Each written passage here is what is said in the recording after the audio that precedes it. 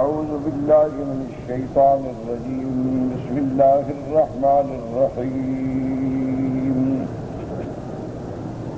لولا إذ سمعتموه ظن المؤمنون والمؤمنات بأنفسهم خيرا وقالوا هذا إفك مبين لولا جاءوا عليه بأربعة شهداء فإذ لم يأتوا بالشهداء فأولئك عند الله هم الكاذبون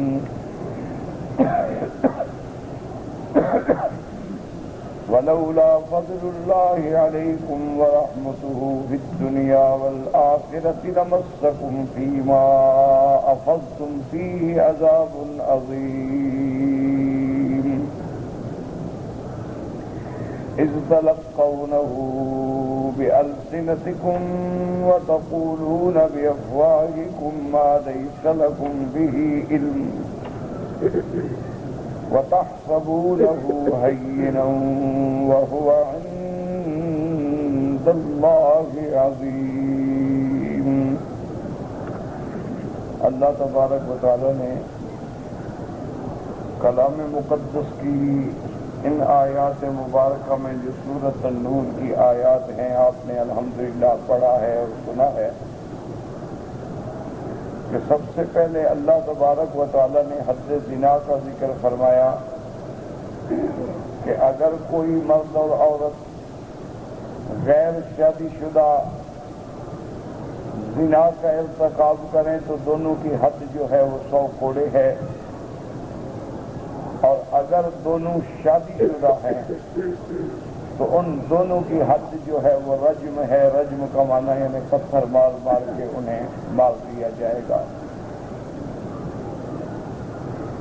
اس کے بعد اللہ تبارک و تعالی نے حد عفق کا ذکر فرمایا کہ اگر کوئی آدمی کسی مسلمان عورت سے زنا کی تہمت لگائے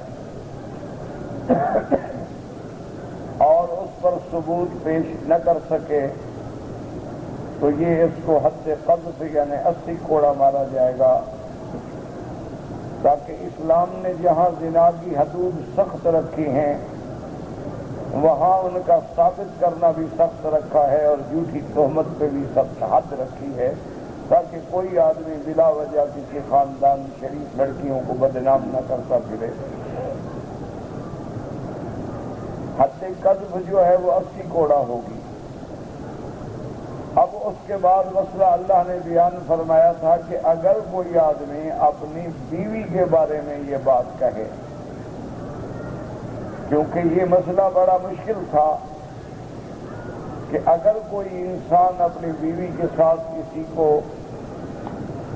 غلط حالت میں دیکھتا ہے تو اب ثبوت کہاں سے لائے؟ گواہ مہیا نہیں کر سکتا. اگر گواہ مہیا نہ کر سکے خاموش رہے تو اس امر پہ خاموش رہنا بھی بڑا مشکل ہے، اور اگر جا کر شکایت کرے قاضی کو اور گواہ نہ ہوں تو پھر جھوٹی تہمت کی حد قذف لگے گی، 80 کوڑا کھانا ہوگا. تو اس مسئلے میں پریشانی تھی، پھر اللہ نے وہ حکم نازل فرما دیا والذین یرمون ازواجہم کہ جو لوگ اپنی بیویوں پہ ایسی بات کریں، اگر تو گواہ موجود ہیں تو عورت کو حد زنا جاری ہوگی. اگر گواہ موجود نہیں ہیں تو وقت کا قاضی اور حاکم جو ہے وہ دونوں کو بلائیں گے، میاں کو بھی اور بیوی کو بھی، اور خاوند سے کہیں گے بھی تم 4 دفعہ قسم کھاؤ، کیونکہ زنا کے لیے 4 گواہوں کی ضرورت ہوتی ہے. تو اب اس کی 4 قسمیں ہیں، گویا کہ وہ 4 گواہوں کے قائم مقام ہوں گی کہ 4 دفعہ قسم کھا کے کہو کہ میں جو کچھ کہہ رہا ہوں میں سچ کہتا ہوں، اور 5ویں دفعہ کہو کہ اگر میں نے جھوٹ بولا ہے، اگر میں نے اپنی بیوی پہ ناحق تہمت لگائی ہے تو پھر مجھ پہ اللہ کی لعنت. جب وہ یہ 5 دفعہ کہہ دے گا تو اب وہ حد سے بچ گیا، کیونکہ اس نے قسم کھا لی ہے. اب قاضی حکم دے گا اس کی بیوی کو کہ بھی تم بتاؤ کیا تم اعتراف کرتی ہو کہ تمہارے خاوند نے جو الزام لگایا ہے وہ درست ہے؟ اگر وہ اعتراف کر لے تو اس کو حد زنا جاری ہوگی، اگر وہ بھی اعتراف نہ کرے تو قاضی حکم دے گا کہ تم بھی 4 دفعہ قسم کھاؤ کہ میں سچی ہوں اور میرا خامند بھی یہ تہمت لگانے میں جھوٹا ہے، اور 5ویں دفعہ کہو کہ اگر میں نے جھوٹ بولا ہو تو مجھ پہ اللہ کا غضب ہو۔ تو جب وہ بھی کہہ دے تو اب اس پر بھی حد زنا ٹل گئی، یعنی خامند پہ حد قذف ٹل گئی اور بیوی پہ حد زنا ٹل گئی، لیکن قاضی دونوں کے اندر تفریق کر دے گا کہ اب قیامت تک یہ تمہاری بیوی نہیں بن سکتی اور نہ تم اس کے شوہر رہ سکتے ہو، اب یہ تم پر ہمیشہ کے لیے حرام ہو گئی ہے۔ کہ جب میاں اور بیوی میں لعان تک بات جا پہنچے تو ان کا آئندہ گزر بسر کرنا مشکل ہے، ادائے حقوق مشکل ہے، تو دونوں میں تفریق کرنی چاہیے۔ ان واقعات کے بعد اللہ نے اسی صورت مبارکہ میں سیدہ عائشہ صدیقہ بنت صدیق رضی اللہ تعالی عنہ امہات المؤمنین کے بارے میں واقعہ ذکر فرمایا۔ ان واقعات کی بہت بڑی حکمتیں ہیں۔ ایک بات تو یہ بتلائی گئی کہ ہر پاک باز عورت کو سیدہ عائشہ کے درس سے سبق لینا چاہیے کہ جھوٹی تہمتیں بھی لگتی ہیں تو انسان اپنے معاملات کو اللہ کے سپرد کر دے تو اللہ ہی بدلہ لینے والے ہیں۔ اور دوسری بات اس سے یہ بھی واضح ہوئی کہ یہ جو دنیاوی معاملات ہیں پھر ان کو اسی طرح معاملہ چلانا ہوگا جس کی قانون اجازت دے گا، کہ سیدہ عائشہ صدیقہ رضی اللہ تعالی عنہ حضور صلی اللہ علیہ وسلم کے ساتھ غزوہ بنی المصطلق یا غزوہ مریسی سے آپ واپس آ رہے تھے تو بی بی عائشہ صدیقہ رضی اللہ تعالی عنہ کا ہار گر گیا، اس کے ڈھونڈنے میں تاخیر ہو گئی اور قافلہ جو تھا وہ چل پڑا، اور جس اونٹ پہ بی بی عائشہ کا ہودج رکھا تھا، یعنی جسے آپ کہہ سکتے ہیں پلان بھی کہہ سکتے ہیں، کجاوا بھی کہتے ہیں، عربی میں ہودج کہتے ہیں۔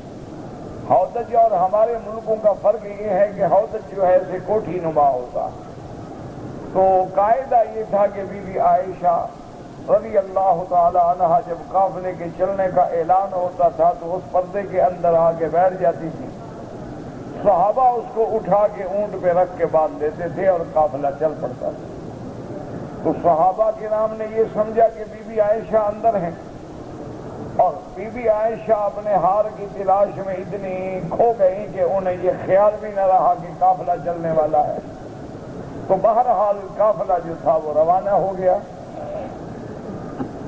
بی بی عائشہ فرماتی ہیں کہ میں جب واپس آئی تو وہاں قافلے کا نام و نشان بھی نہیں تھا، قافلہ چلا گیا۔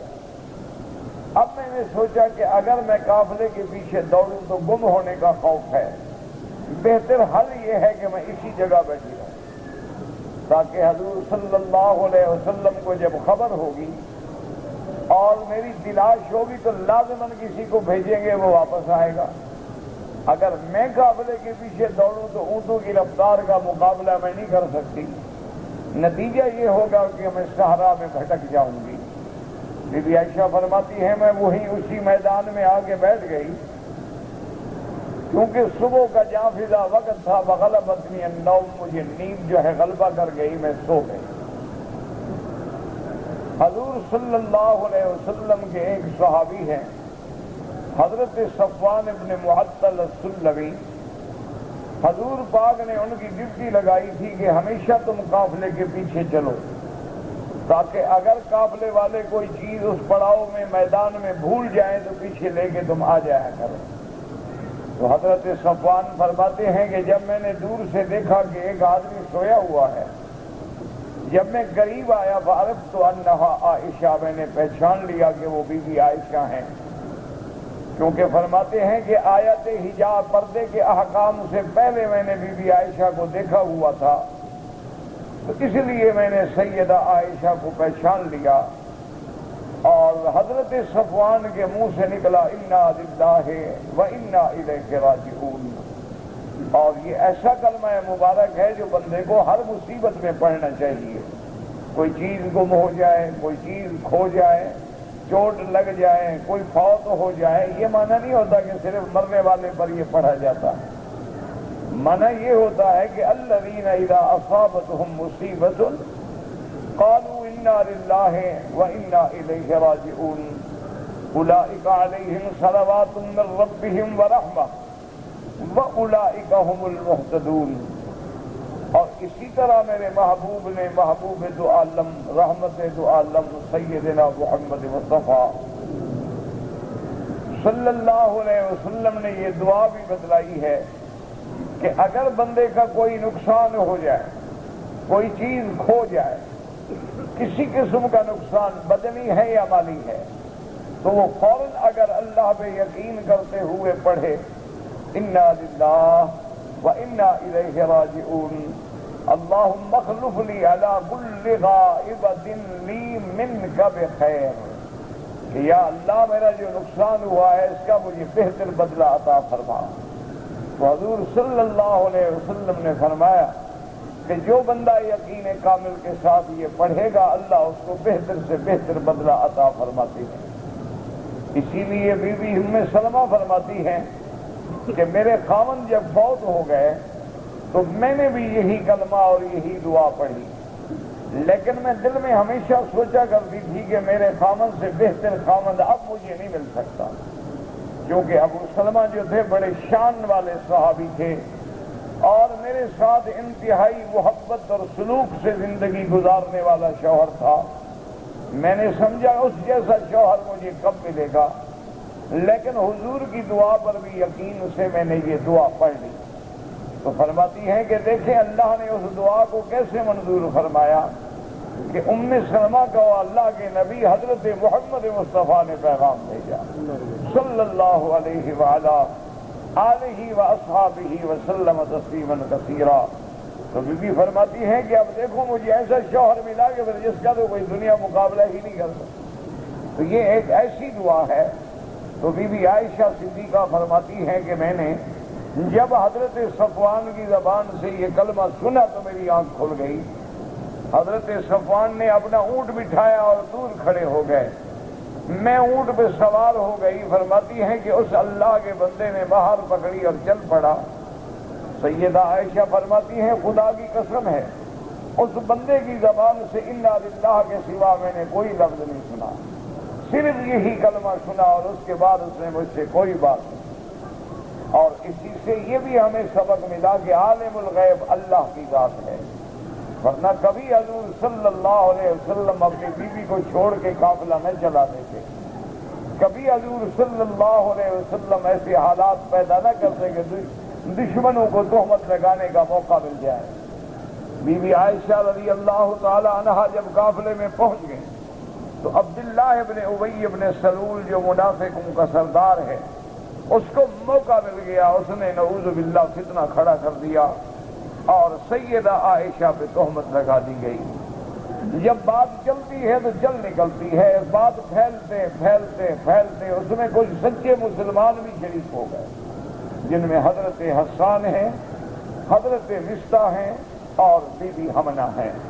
بی بی حمنہ جو ہے یہ حضرت بی بی زینب بنت جہش حضور کی بیوی کی بہن ہے، یعنی حضور کی سالی، وہ بھی بیچاری اس میں شریک ہو گئی۔ لیکن بہت سارے صحابہ ہیں جن کو اللہ نے محفوظ رکھا، جیسے حضرت ابی ایوب ہیں، حضرت ابی ایوب انصاری رضی اللہ تعالی عنہ جو میزبان رسول محمد عربی ہیں صلی اللہ علیہ وسلم، جن کے گھر میں سب سے پہلے میرے آقا نے قیام فرمایا تھا۔ جب ان کے بعد یہ پہنچی تو ابھی ایوب فرماتے ہیں کہ ہم اور میاں بیوی دونوں گھر میں بیٹھے ہوئے اس بات پہ فکر کر رہے تھے، تو بیوی کو میں نے اپنی بیوی سے پوچھا کہ عجیب بات سنی ہے، اللہ پاک رحمت فرمائے۔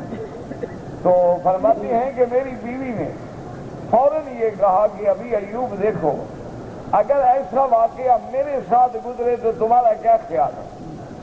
اس نے کہا مجھے تو تمہاری شرافت پہ اور تمہاری عصمت پہ اور تمہاری عزت پہ ناز ہے، یقین ہے کہ تم کبھی اکیلے بھی ہو تو گناہ نہیں کرو۔ تو نے کہا اللہ کے بندے پھر عائشہ کے بارے میں کیا فکر کر رہے ہیں؟ عائشہ مجھ سے افضل ہے اور محمد مصطفیٰ تو اس سے افضل ہے، محمد مصطفیٰ کی بیوی بھی کبھی گناہ نہیں کر سکتی۔ تو ابھی ایوب نے فوراً کہا کہ واللہ بالکل بی بی پاک۔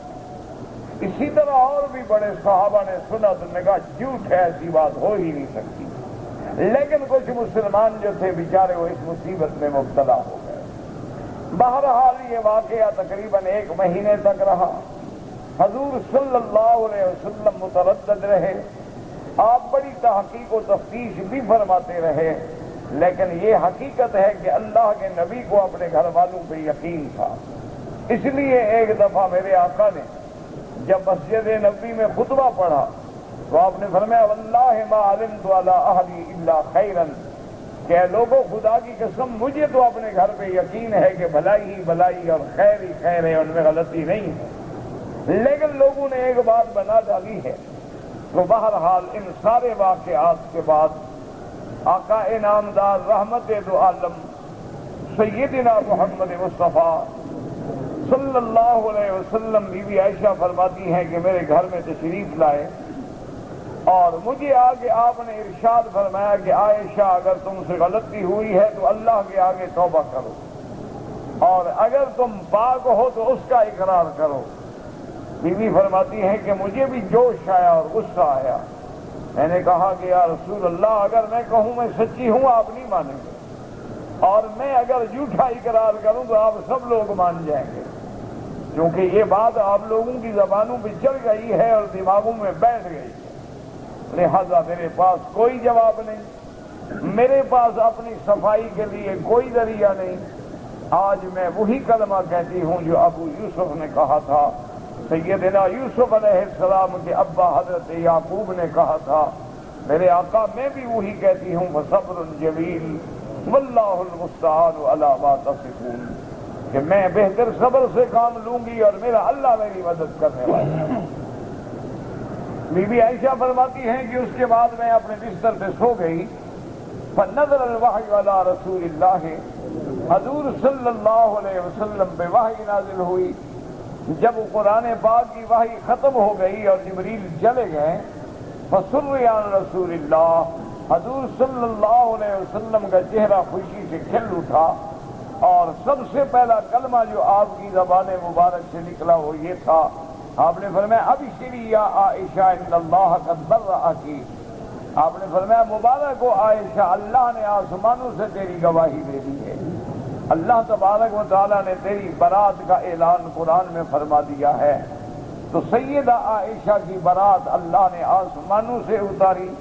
بی بی عائشہ فرماتی ہیں کہ مجھے یقین تھا کہ میں بے گناہ ہوں، اللہ ضرور مجھے بری کریں گے، لیکن مجھے یہ امید نہیں تھی کہ اللہ میرا شان اتنا اونچا کریں گے کہ قیامت تک قرآن پڑھا جائے گا اور میری برات جو ہے وہ ہر منبر و محراب میں قرآن کی زبان میں زینت بنے گی۔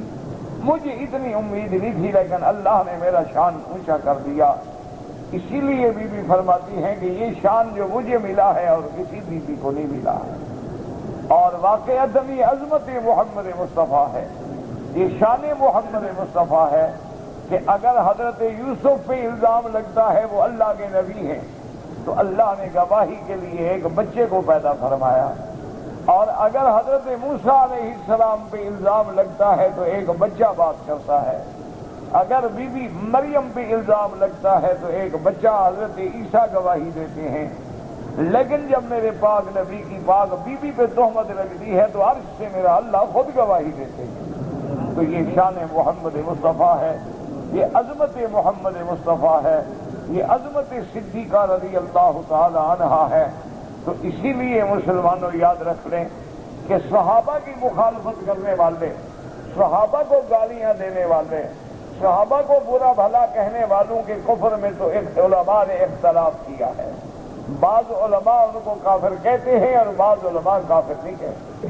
وہ کہتے ہیں کہ سباب المسلم فسوق و قتالہ کفر، کہ مومن کو گالی دینا جو ہے یہ فسق تو ہو سکتا ہے، ہاں مومن کو کوئی مار دے اور قتل کرنے کے ارادے کو حلال سمجھے تو کافر ہو جاتا ہے، لیکن بی بی عائشہ کی ایسی شان ہے کہ یہ بالاتفاق ہے، کسی عالم کے نزدیک جھگڑا نہیں کہ اگر اس آیت کے اترنے کے بعد کوئی بندہ بی بی عائشہ کے بارے میں دل میں میل رکھے تو اللہ اسے کافر بنا دے گا، کیونکہ وہ قرآن کا منکر ہے، وہ برات سیدہ عائشہ کا منکر ہے، اور قرآن کے انکار کرنے والے کے کفر میں کوئی شبہ نہیں ہوتا، کوئی شک نہیں ہوتا۔ اور اس کے بعد پھر اسی قانون کے مطابق اللہ کے نبی رحمت دو عالم سیدنا محمد مصطفیٰ صلی اللہ علیہ وسلم نے تہمت لگانے والوں کو حکم دیا کہ گواہ لے آؤ، اور اگر گواہ نہیں لے آ سکتے ہو تو پھر حد قذف کے لیے تیار ہو جاؤ کہ تم لوگوں نے جھوٹی تہمت لگائی ہے، اور ان کو حد قذف جاری کر دی گئی۔ تو ان تمام آیات مبارکہ میں سورۃ النور کی اول آیات سے لے کر یہاں تک اللہ پاک نے ان واقعات کا ذکر فرمایا ہے، اور اسی ضمن میں یہ آج کی آیات ہیں جو ہم نے تلاوت کی ہیں۔ اللہ فرماتے ہیں لولا اذ سمعتموہ ظن المؤمنون والمؤمنات بانفسهم خیرا وقالوا هذا افک مبین۔ اب اللہ تبارک و تعالی ادب سکھلاتے ہیں مسلمانوں کو۔ اللہ نے فرمایا جب تم لوگوں نے سنا تو جو ایمان والے مرد ہیں یا عورتیں، جن میں حضرت وسطیٰ بھی آ گئے، حضرت حسان بھی آ گئے اور بی بی حمنہ بھی آ گئے، مومن مرد اور عورتیں جو ہیں انہوں نے کیوں نہ اپنے نفسوں کے لیے بھلائی کا گمان کیا، اور کیوں نہ فوراً کہہ دیا کہ ھذا افک مبین، یہ تو بالکل جھوٹ گھڑا ہوا ہے۔ جیسے حضرت ایوب نے فرمایا بالکل جھوٹ ہے، جیسے بی بی زینب سے جب حضور نے پوچھا انہوں نے فرمایا بالکل جھوٹ ہے، اسی طرح بہت سارے صحابہ نے۔ تو اللہ فرماتے ہیں کہ مومن کو تو یہ چاہیے تھا کہ وہ دوسرے مومن کے بارے میں حسن خیال رکھے، اچھا گمان رکھے، یہ تو نہیں کہ جو سنے شروع ہو جائے۔ اس لیے یہ آداب الہی ہے کہ ہر مسلمان کو چاہیے کہ کسی مومن کے بارے میں برا خیال دل میں نہ لائے۔ ہر مومن مرد اور عورت کو چاہیے کہ دوسرے مومن کے بارے میں اچھا گمان رکھیں، اچھا خیال رکھیں۔ کبھی کبھی ایسے حالات بھی ہو جاتے ہیں، ایک مرد ہے ایک عورت ہے، اب ایک جگہ کھڑے ہیں، دیکھنے والوں کو شبہ پڑ سکتا ہے، لیکن ہمیں چاہیے کہ ہم اپنے گمان کو اچھا رکھیں کہ بھئی مومن ہیں، وہ بھی مومنہ ہے، ایسے کیسے ہو سکتا ہے، یہ جھوٹ ہوگا اور کسی اچھی نیت کے ساتھ، کیونکہ کبھی کبھی ایسے واقعات عجیب ہو جاتے ہیں۔ جیسے ایک دفعہ پرانا واقعہ ہے جو اخباروں میں آیا تھا کہ ایک آدمی کا بیٹا تھا، وہ جیل میں چلا گیا، اس کو سزا ہو گئی۔ اچھا، اتفاق کی بات یہ ہے کہ وہ سزا 5 سال تھی یا 2 سال یا 10 سال، اللہ عالم، پرانی بات ہے۔ بار صورت اس کے بعد جو ہے وہ سزا ختم ہونے والی تھی، تو پورے گھر میں خوشیاں اور تیاریاں کہ الحمدللہ سزا ختم ہو گئی، اور فلاں دن جو ہے ہمارا لڑکا، بیوی نے کہا میرا شوہر، باپ نے کہا میرا بیٹا، بہنوں نے کہا ہمارا بھائی گھر آ جائے۔ اچھا، اللہ کی شان ہے کہ دیہاتوں میں آپ جانتے ہیں کہ وہاں کوئی علیحدہ کمرے تو ہوتے نہیں، گرمیاں ہوں تو لوگ صحن میں چارپائیاں ڈال کے سارے کٹھے لیٹ جاتے ہیں، یا زیادہ سے زیادہ کوئی چھت پہ جا کے لیٹ جاتا ہے چارپائی ڈال کے۔ تو اتفاق ایسا ہوا کہ وہ سارے گھر کے صحن میں سو رہے ہیں، باپ بھی سویا ہوا ہے، ماں بھی سوئی ہوئی ہے، بہنیں بھی سوئی ہوئی ہیں، اور اس کی بیوی بھی سوئی ہوئی ہے، اور وہ بندہ جو تھا جس کو رہائی ملنی تھی، یہ دیہاتی لوگ تھے، ان کو تاریخوں کا حساب کا پتہ نہیں تھا، تو وہ 1 رات یا 2 راتیں پہلے وہاں سے رہا ہو گیا۔ رہا ہونے کے بعد وہ خوشی کے مارے اب مدت ہو گئی ہے، اتنے عرصے سے جیل میں تھا، وہ سیدھا آیا اور اپنے گھر رات کو پہنچا، اور رات کو پہنچنے کے بعد اس نے بڑا غور کر کے دیکھا کہ ادھر ماں ہے، ادھر بہن ہے، میری بیوی علیحدہ اس چارپائی پہ ہے۔ تو وہ آگے بیوی کو آہستہ آہستہ جگایا تاکہ ان کی نیند خراب نہ ہو۔ بیوی بھی خوش ہو گئی، خاوند گھر آ گیا، تو وہ وہیں اپنی بیوی کے ساتھ لے لیا۔ اس کا سگا بھائی جو ہے وہ پانی لگانے کھیتوں میں گیا ہوا تھا، تو کھیتوں سے پانی لگا کے جب صبح 3-4 بجے کے قریب لوٹا تو اس نے دیکھا کہ میری تو بھابھی کی چارپائی پہ کوئی بندہ بیٹھا ہوا ہے۔ اس نے نہ پوچھا نہ دیکھا نہ آیا، کلہاڑی لی اور دونوں کو قتل کر دیا، حالانکہ سونے والا اس کا شوہر تھا، وہ اس کی بیوی۔ تو ایسے واقعات ہو جاتے، ایسے حادثات ہو سکتے ہیں، تو اس لیے آدمی کو چاہیے کہ دوسرے کے بارے میں اچھا گمان رکھے۔ لیکن قرآن پاک کی شان دیکھیں کہ کیسے اسلوب سے فرمایا لولا اذ سمعتموہ ظن المؤمنون والمؤمنات بانفسہم، اپنے نفسوں کے بارے میں، حالانکہ اب الزام تو دوسرے نہ کرو. اپنی تو کوئی غیبت نہیں کرتا. مانا جب تم بھائی کی غیبت کر رہے ہو تو گویا یہ تیری غیبت ہے, اس لیے کسی کی غیبت نہ کیا کرو. جیسے قرآن فرماتے سلموا علی انفسکم, اپنے نفسوں پہ سلام کرو. کیا مانا؟ اپنے بھائیوں پہ سلام کرو.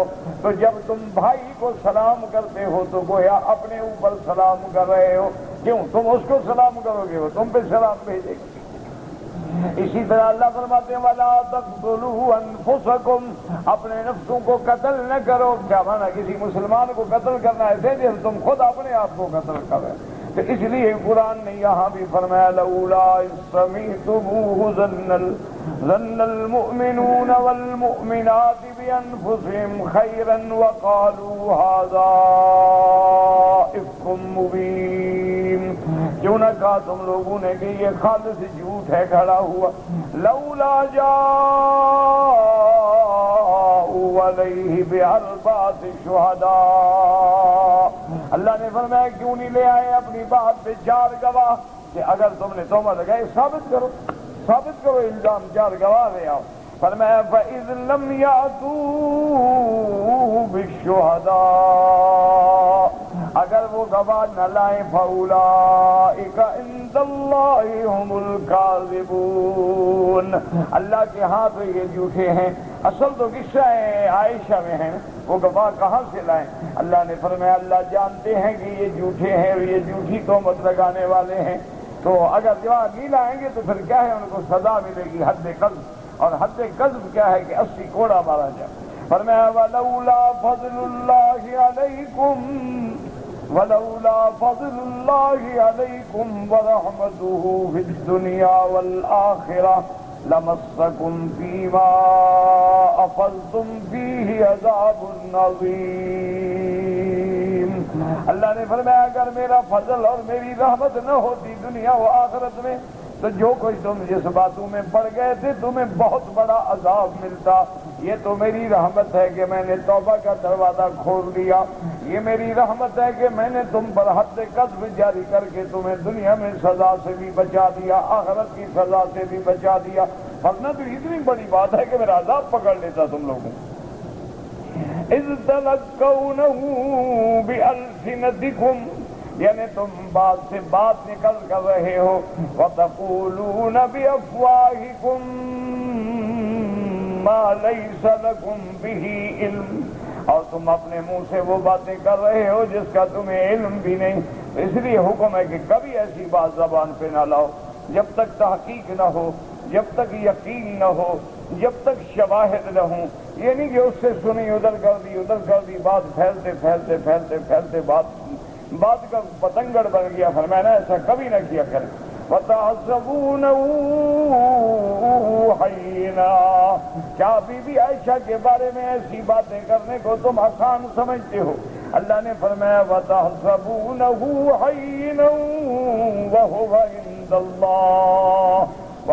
عِندَ اللَّهِ عَظِيمٌ. جس بات کو تم نے ایسے معمولی سمجھا وہ اللہ کے ہاں بہت بڑی بات ہے. کیوں کہ وہ سید الانبیاء, سید الاولین والآخرین, امام الانبیاء والمرسلین کی بیوی ہے, سیدۃ نساء العالمین.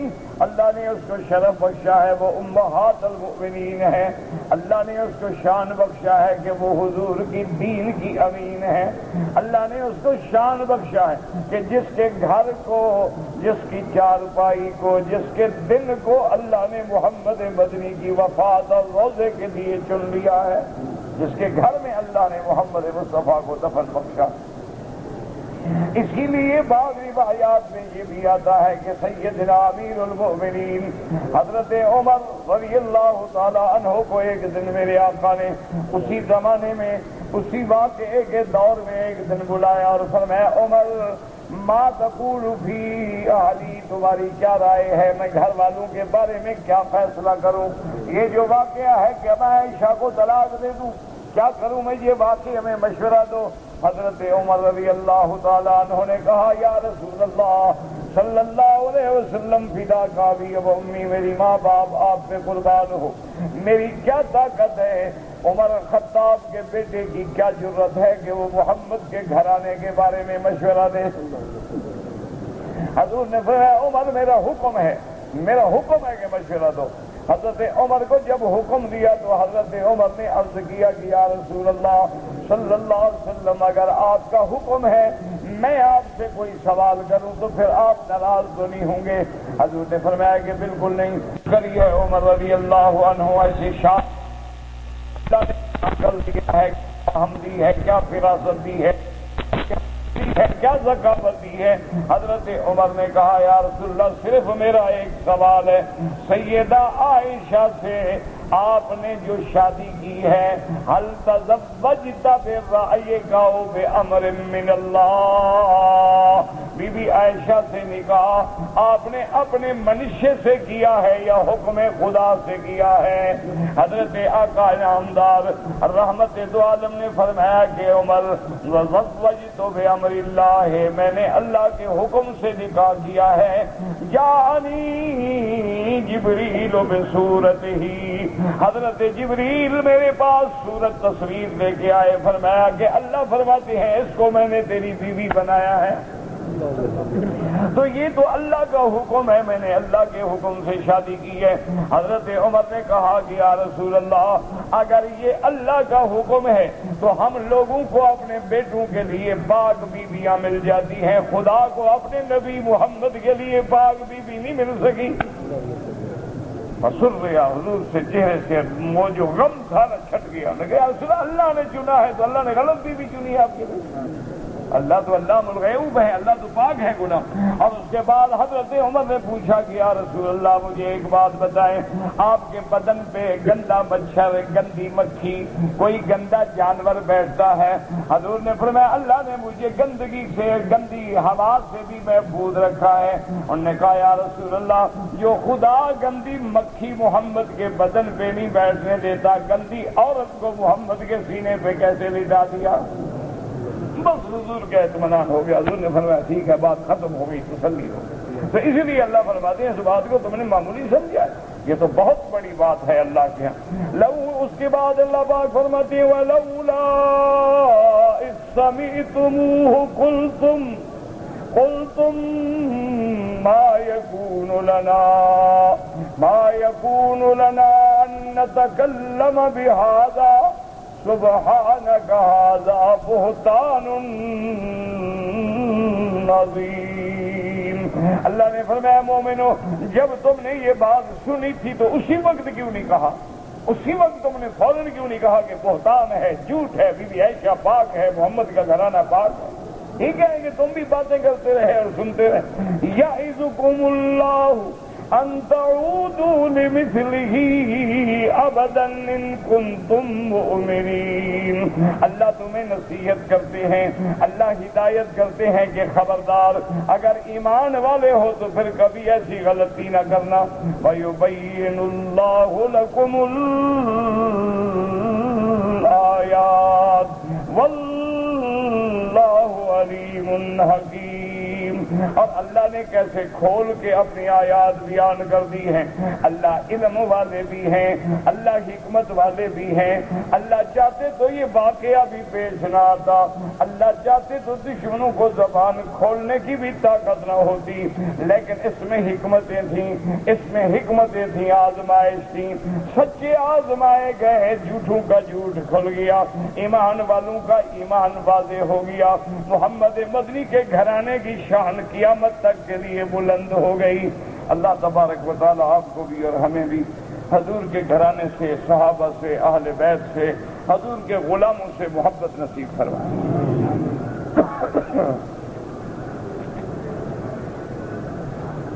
امام کے پیچھے جب ہم نماز شروع کرتے ہیں تو ثنا پڑھنی چاہیے، ہاں اللہ اکبر، سبحانک اللہم وبحمدک وتبارک اسمک وتعالی جدک ولا الہ غیرک، یہ بھی پڑھ سکتے ہیں۔ اور اللہم باعث بینی وبین خطایایا کما باعثت بین المشرق والمغرب، یہ بھی پڑھ سکتے ہیں۔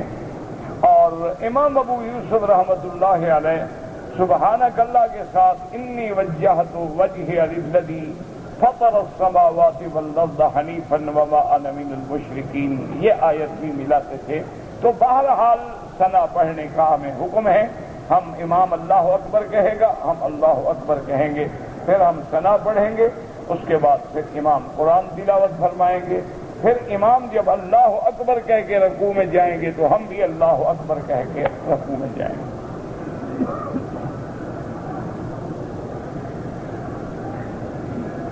میرے والد کہتا ہے بیمار ہیں، دعا کریں اللہ ہر بیمار پہ رحم فرما، ہر بیمار کی ظاہری باطنی روحانی جسمانی نفسانی، مرد ہیں عورتیں ہیں بچے ہیں، سب کی بیماریاں دور فرما، شفا عطا فرما۔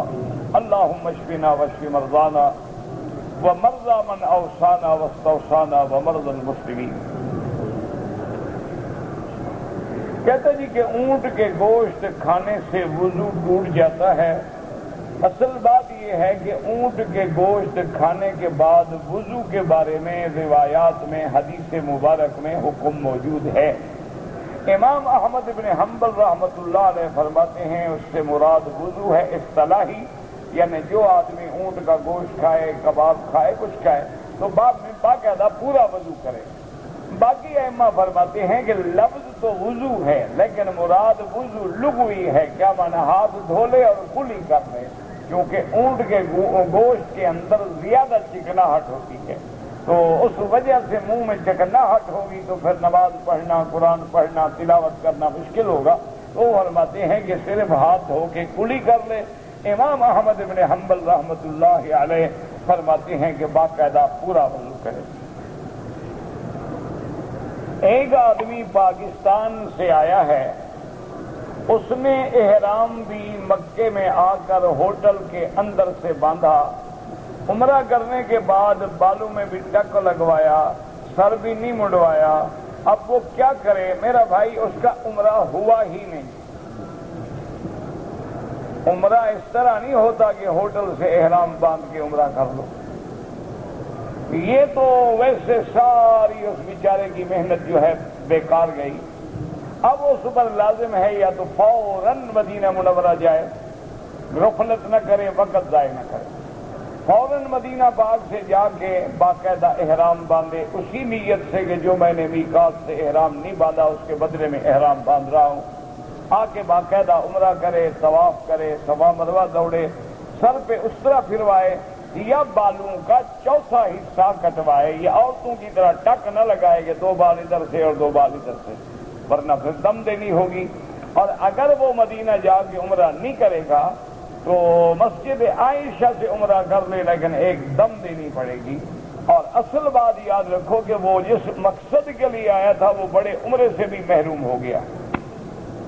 پاکستان سے تم عمرہ کرنے کے لیے آ رہے تھے کہ ہوٹل سے عمرہ کرنے کے لیے آ رہے تھے؟ انا للہ، ان کو کچھ بھی نہیں احساس ہوتا کہ جہاز میں سینکڑوں عمرے والے بیٹھے ہیں احرام باندھ کے، پھر بھی ان کو یاد نہیں آتا۔ بس ایک روٹین ہے، آ گئے کر دیا۔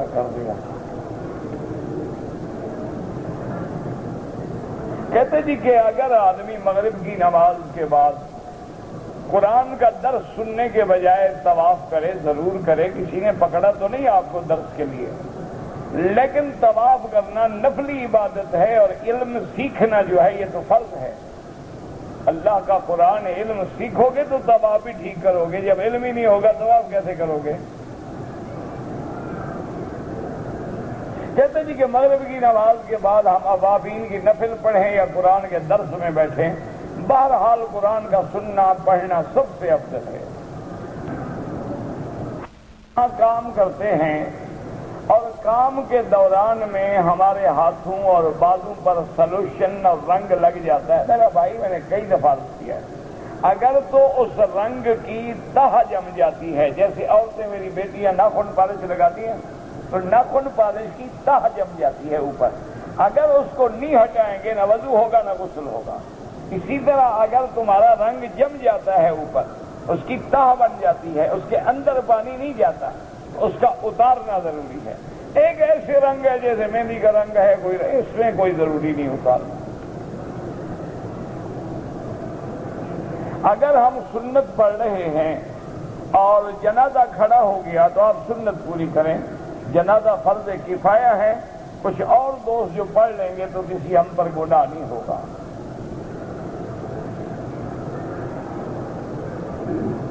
اگر ایک شخص اپنی بیوی پہ غلط تہمت لگاتا ہے تو ابھی پڑھ چکے ہو نا کہ یا 4 دفعہ قسم کھائے اور 5ویں دفعہ غضب پر نہ حد قذف کے لیے تیار ہو جائے۔ شب برات کے بارے میں روایات حدیث ہیں لیکن ضعیف روایتیں ہیں کہ یہ رات برات والی ہے، اس میں رزق لکھا جاتا ہے یا کم و بیش کیا جاتا ہے، لیکن بہرحال وہ اکثر احادیث مبارکہ ضعیف ہیں۔ بعض لوگوں نے جو اس میں نمازیں بنائی ہوئی ہیں کہ صلاۃ الرغائب پڑھو اور صلاۃ تسبیح پڑھو، یہ تو 100% بدعت ہے، اس کے بارے میں تو نہ کوئی حدیث ہے نہ اللہ کے رسول کا حکم ہے۔ اگر ایسی بات ہوتی کیا خیال ہے آپ کا صحابہ چھوڑ دیتے، اہل بیت رسول چھوڑ دیتے، حضور خود نہ حکم فرما دیتے کہ یہ رات ہے اس میں صلاۃ تسبیح پڑھا کرو؟ تو یہ ایک رواج ہے لوگوں نے بنا دیا۔ آج کل تو ویسے بھی فیشن ہو گیا، چراغاں کرو اور یہ کرو اور وہ کرو، یہ سب بدعات ہیں۔ اللہ توفیق دے تو بالکل عبادت کرو، کوئی منع نہیں۔ بہت سارے اولیاء اللہ اس رات میں جاگتے ہیں، عبادت کرتے ہیں، قرآن پڑھتے ہیں، نفلیں پڑھتے ہیں، آپ بھی کریں، کوئی منع نہیں، لیکن اس کو ایک حکم بنا دینا کہ یہ دین ہے، یہ ہم اپنی طرف سے نہیں بنا سکتے۔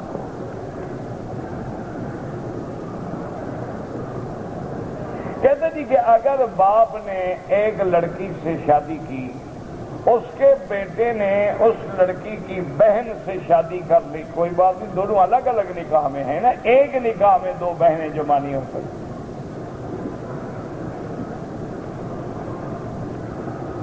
بیوی کی بھانجی یا بھتیجی سے نکاح کر سکتے ہیں، چاچی بھتیجی ایک نکاح میں اکٹھی نہیں ہو سکتی، خالہ بھانجی بھی ایک نکاح میں اکٹھی نہیں ہو سکتی۔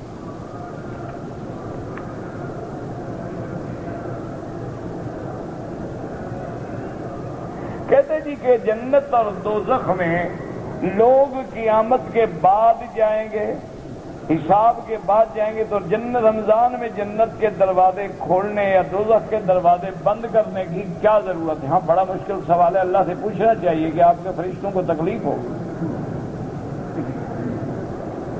کیا بے وقوفی ہے؟ نہ مجھے آپ بتائیں کہ میلاد کو تو 1400 سال گزر گئے، تمہاری چراغاں کرنے کا کیا فائدہ ہے؟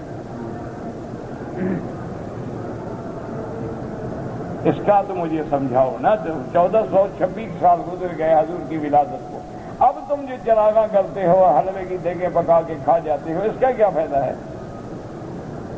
اللہ کے بندے، یہ معنی ہوتا ہے مومن کو شوق دلانے کا کہ یہ وہ رحمت کا مہینہ ہے جس میں جنت کے دروازے کھل جاتے ہیں، معنی ہر وہ عمل کرو جو تمہیں جنت میں لے جائے، جہنم کے دروازے بند ہو جاتے ہیں، ہر وہ گناہ سے بچو تاکہ تم جہنم میں جانے سے رک جاؤ۔ بچے کا عقیقہ کرنا ضروری ہے، سنت ہے، بالکل ضروری ہے، 7ویں دن کریں۔ لڑکا ہے تو 2 بکرے اور لڑکی ہے تو 1 بکرا بکری۔ عقیقہ نہ کرنے سے بچہ بیمار ہو جاتی ہے، کوئی مسئلہ نہیں۔ اور کون سی سنتیں ہیں جو تم نے پوری کی ہوئی ہیں؟ باقی عقیقہ اٹکا ہوا ہے۔ روزانہ تو صبح سنت میں اس طرح پھرواتے ہو، عقیقے کی سنت بڑی یاد ہے تمہیں؟ چھوڑو، کیا کس سے کہانیاں بنائیں، سنت ہے کرو ثواب ہے، باقی خام خواہ کے لیے عقیقہ نہ کرو، بچہ بیمار ہو جائے گا، داڑھی منڈاؤ تو بچہ جوان ہو جائے گا۔ انا للہ، یار خدا کا خوف کرو۔ تم لوگوں کو تو مکے مدینے میں آ کر اتنا حیا نہیں آتا کہ محمد مصطفیٰ کی سنت پہ یہ 10 دن تو اس طرح نہ پھروائیں۔ چلو ڈرامہ ہی سمجھ لو، لوگ فلموں میں بھی داڑیاں رکھ لیتے ہیں، وگیں لگا لیتے ہیں، مونچھیں بنا لیتے ہیں، داڑیاں بنا لیتے ہیں، تم اتنا شرم کر لو محمد کے روضے کا۔ وہ ہے نہیں، عقیقہ اٹکا ہوا ہے بیچارے کا، عقیقہ نہ ہوا تو بچہ بیمار ہو جائے۔ عقیقہ جناب سنت ہے، کرو ثواب ہے، نہ کرو تو عمل۔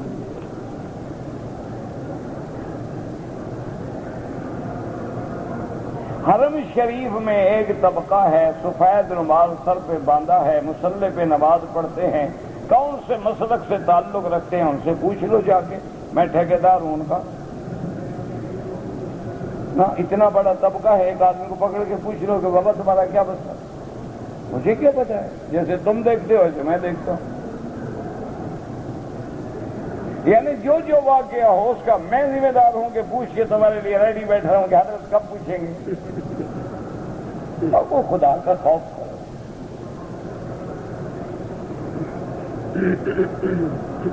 میں نے کئی عمرے کیے ہیں لیکن بال نہیں منڈوائے، ٹک کی لگواتا رہا۔ ایک دفعہ بال بھی منڈوا دو، ایک بکری دم بھی ادا کرو، استغفار بھی کرو، اور آئندہ ایسی غلطی کبھی نہ کرنا۔ عمرہ کرو تو سنت کے مطابق کرو، نہ کرو تو نہ حضور پریشان ہے نہ اللہ کو تمہاری ضرورت ہے۔ کرنا ہے انسان بن کے کرو، نہیں کرنا ہے بالکل نہ کرو۔ کعبہ تمہارے بغیر اداس ہے، کرنا ہے تو حضور کی سنت پہ ادب سے کرو۔ حضور نے جب بھی عمرہ کیا اس طرح پھروایا، تمہارے بال زیادہ قیمتی ہیں۔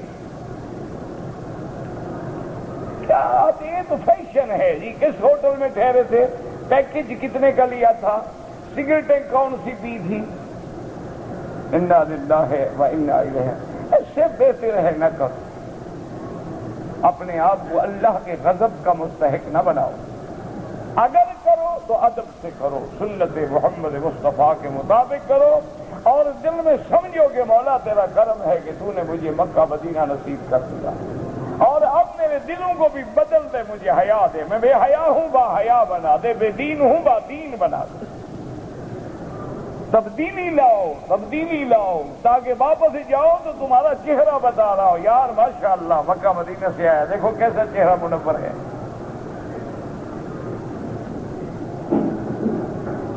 قضا نمازیں جو ہیں توبہ بھی کرو، اور جتنا اللہ ہمت دے پڑھتے بھی رہو۔ مجھ سے سخت ڈیوٹی تھی، شدت پیاس کی وجہ سے 2 روزے چھوٹ گئے، قضا کرو۔ شرعی اعتبار سے شب برات کے بارے میں کسی صحیح حدیث میں حکم نہیں ہے۔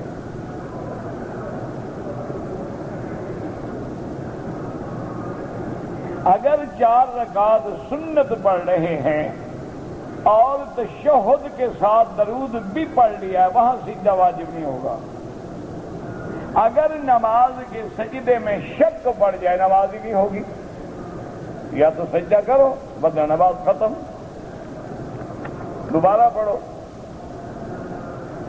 کہتے ہیں جی کہ اگر ہم نے بغیر کپڑا باندھے ہوئے غسل کیا ہے اور غسل سے پہلے ہم نے وضو بھی کیا ہے، تو کیا وضو ہو جائے گا ننگی حالت میں؟ اگر غسل ہو جائے گا تو وضو کیوں نہیں ہوگا جناب؟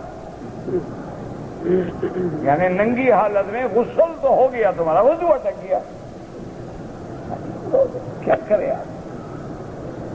اللہ نے میرے گناہوں کی سزا لکھی تھی، شاید یہی ٹکرنے تھے، طالب بھی ایسے تھے اور سائل بھی ایسے تھے، گھر والے بھی ایسے تھے۔ انا للہ و انا الیہ راجعون۔ دعا کریں اللہ میرے گناہ معاف کر۔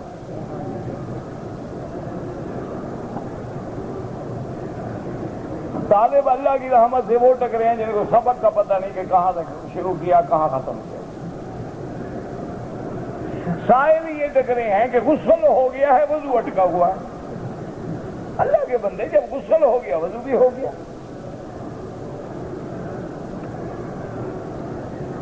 میں قرض دار ہوں،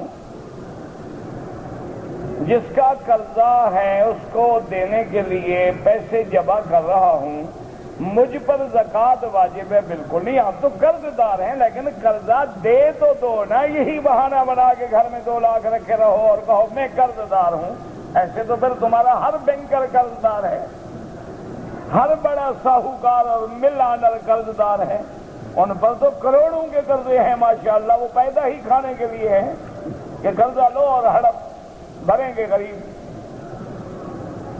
یہ کیا ہے؟ اگر تمہارے اوپر قرض، مثلا میرے پاس 1 لاکھ قرضہ ہے، میرے پاس 80,000 آ گیا، دے دو۔ جب دے دیا رہا نہیں تو زکوٰۃ کس بات کی؟ وہ رکھے بیٹھے ہو، دیتے بھی نہیں ہو اور قرضے دار بن کے زکوٰۃ بھی، یعنی اس کا قرضہ پی گئے ہو، اللہ کی زکوٰۃ پینا چاہتے ہو۔ سبحان اللہ، دیکھو عقل، دیکھو ماشاءاللہ۔ زکوٰۃ نہیں دی کہ او جی قرض دار ہوں، او جی قرضہ کیوں نہیں دیا، او جی پیسے پورے نہیں ہوئے۔ یعنی دونوں کے ساتھ دھوکھا، بندوں کے ساتھ بھی خدا کے ساتھ۔ روزے کی حالت میں انجیکشن لگوایا جائے روزہ نہیں ٹوٹتا میرا بھائی، ناک سے، منہ سے یا نیچے سے کوئی چیز اندر داخل ہو کے معدے میں پہنچے روزہ ٹوٹتا ہے۔ یہ تو ہم یہاں سوئی لگا رہے ہیں، رگ میں لگا رہے ہیں، منہ میں تھوڑی لگا رہے ہیں۔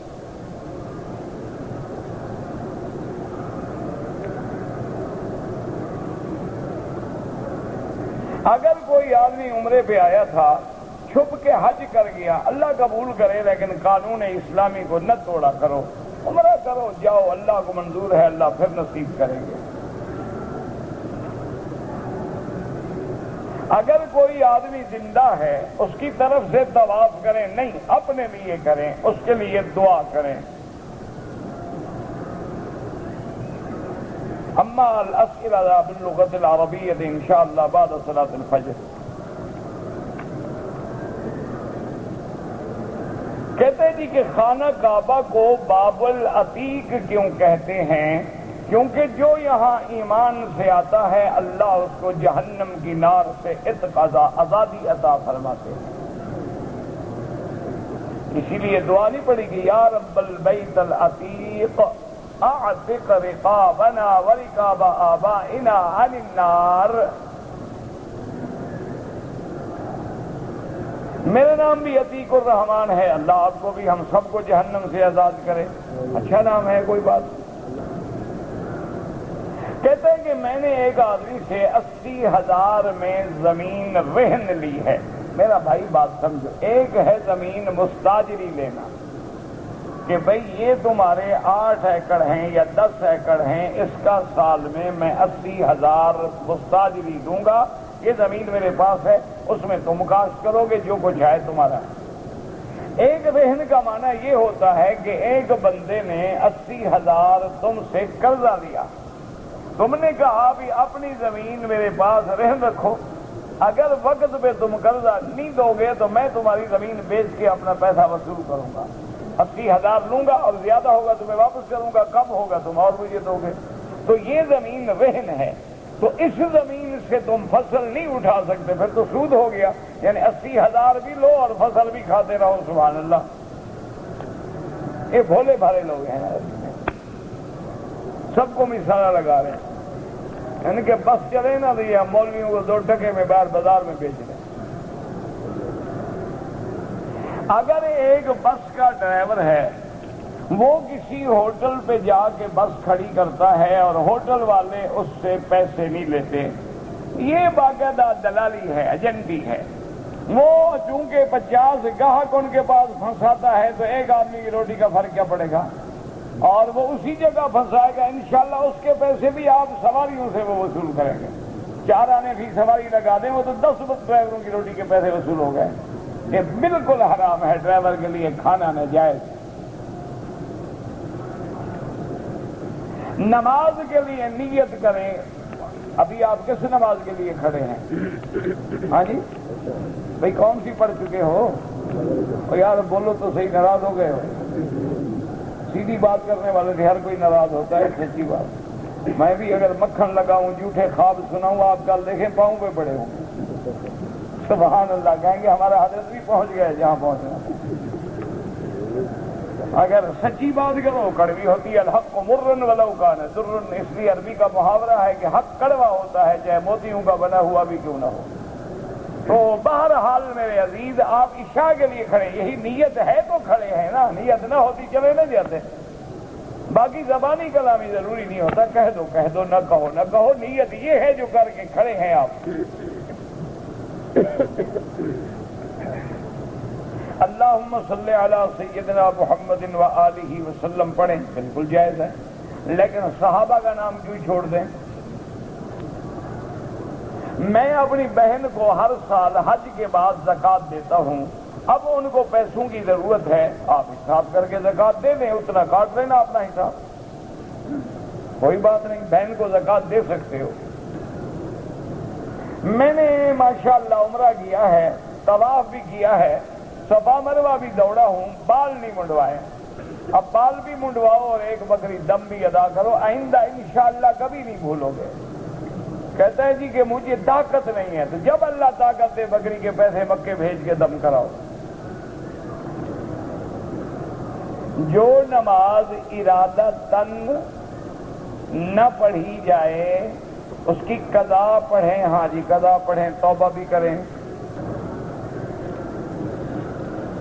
اگر ہم گھر سے نکلے، ہماری نیت تھی کہ ہم 15 دن ٹھہریں گے، لیکن 7 دن 8 دن مکہ شریف میں ٹھہرے، 7-8 دن مدینہ شریف، تو ہم مسافر رہیں گے، اس نیت کا اعتبار نہیں۔ اگر مکے میں آ کے 15 دن ٹھہرنے کی نیت کر لیں ایک شہر میں، تو اب آپ مقیم ہوں گے۔ میں حج پہ آیا تھا، حج میں احرام کی حالت میں ایک آدمی سے جھگڑا ہو گیا، ہم نے ایک دوسرے کو گالیاں دی، استغفار کرو، توبہ کرو، بس اللہ معاف کرے۔ حضور پاک نے اپنی زندگی مبارک میں کتنے حج کیے؟ ایک حج کیا فرض ہونے کے بعد۔ اللہ نے جب حج فرض فرمایا تو حضور پاک کا ایک حج مبارک، اس سے پہلے حضور پاک نے حج کیے ہیں اللہ عالم کتنے، لیکن حج فرض نہیں تھا۔ کہتے کہ جو لوگ ائمہ کی تقلید نہیں کرتے ان کے پیچھے نماز ہو جاتی ہے، نماز تو ہو جاتی، کیوں نہیں ہو جاتی؟ وہ خود امام ہیں، کسی امام کے پیچھے کیوں چلے؟ وہ تو خود اتنے اونچے مقام پہ پہنچ گئے ہیں کہ خود امام ہے۔ نماز بالکل ہوتی ہے، کیوں نہیں ہوتی؟ تقلید تو ہم جیسوں کو کر رہی ہوتی ہے، جنہیں مسائل نہیں آتے، فصلوا اہل الذکر، وہ تو ماشاءاللہ سب کچھ پڑے ہوئے ہیں۔ حج کے اقسام جو ہیں، قران ہے، تمتع ہے، افراد ہے، باقی کتابوں میں تفصیل پڑھ لیں۔ اہل مکہ کے لیے حج افراد ہے۔ اگر والدین ہمارے حیات ہیں ان کے لیے ہم حج کریں بالکل کر سکتے ہیں، عمرہ کریں بالکل کر سکتے ہیں۔ اللهم صل على سيدنا محمد وعلى آل سيدنا محمد كما صليت على إبراهيم وعلى آل إبراهيم في العالمين إنك حميد مجيد۔ يا حي يا قيوم يا ذا الجلال والإكرام، يا حي يا قيوم برحمتك نستغيث، يا حي يا قيوم برحمتك يا أرحم الراحمين۔ اللهم إنا نسألك بأسمائك الحسنى وصفاتك العليا، اللهم سلمنا ولا تسلمنا، وامنحنا ولا تمتحنا، اللهم أكرمنا ولا تهنا، اللهم زدنا ولا تنقصنا، اللهم أعطنا ولا تحرمنا، اللهم آثرنا ولا تؤثر علينا، اللهم اجعلنا في زمانك وأمانك وإحسانك، اللهم اشفنا واشف مرضانا ومرضى المسلمين، اللهم اشفنا واشف مرضانا ومرضى المسلمين، اللهم اشفنا واشف مرضانا ومرضى المسلمين، اللهم اصلح احوالنا واحوال المسلمين، اللهم اصلح اولادنا واولاد المسلمين، اللهم اصلح ذرياتنا وذريات المسلمين۔ یا اللہ بیماروں کو شفا عطا فرما، یا اللہ اس عاجز پہ رحم فرما، یا اللہ ہماری سب ظاہری باطنی روحانی جسمانی بیماریاں دور فرما، یا الہ العالمین بے دینوں کو دین عطا فرما، بے اولادوں کو اولاد عطا فرما، جن کی اولاد ہے ان کو صالح بنا، بے روزگاروں کو روزگار عطا فرما، قرض داروں کے قرض ادا فرما، یا اللہ رمضان المبارک کی برکتیں نصیب فرما، لیلۃ القدر کی سعادت و برکتیں اور عظمتیں نصیب فرما، یا اللہ رمضان المبارک کا احترام کرنے کی، ادب کرنے کی توفیق عطا فرما، یا اللہ قیام و سیام کی ہمت و قوت و توفیق عطا فرما، یا الہ العالمین عالم اسلام کی عزت کا فیصلہ فرما، یا اللہ اس بلد الامین کو قیامت تک ہر فتنے سے محفوظ فرما، یا الہ العالمین مسلمان کشمیر میں ہیں، فلسطین میں ہیں، عرب میں ہیں، عجم میں ہیں،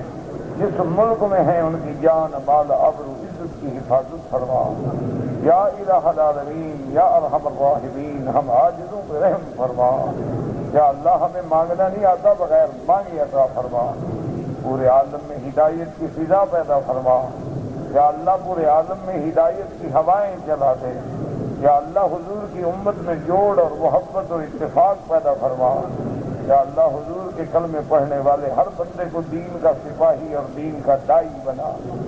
یا اللہ حرمین الشریفین اور بلد الامین کو قیامت تک ہر فتنے سے محفوظ فرما۔